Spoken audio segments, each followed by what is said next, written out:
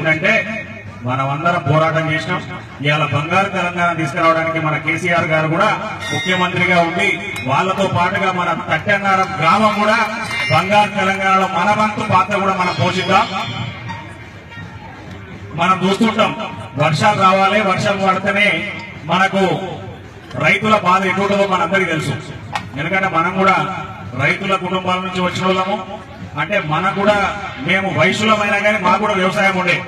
మా ఊర్లో లక్ష్మీదేవపల్లి, కేసీఆర్ చిన్నవాడికైతే మాది లక్ష్మీదేవపల్లి. మా ఊరు నుంచే కేసీఆర్ గారి ఊరికి 4 కిలోమీటర్ల దూరం.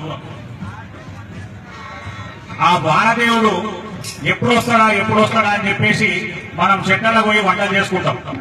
ఆ వంటలు చేసుకుంటానన్న వానదేవుడు కనికరిస్తాడు, మొగులైతుంది, దెబ్బలు వచ్చి మనకు వర్షాలు పడతాయని చెప్పి. ఆ వానదేవుడు కూడా రాకపోయి మన పంటలన్నీ ఎండిపోతుంటే ఆ రైతుల బాధ ఎట్లుంటుందో ఈ పాట.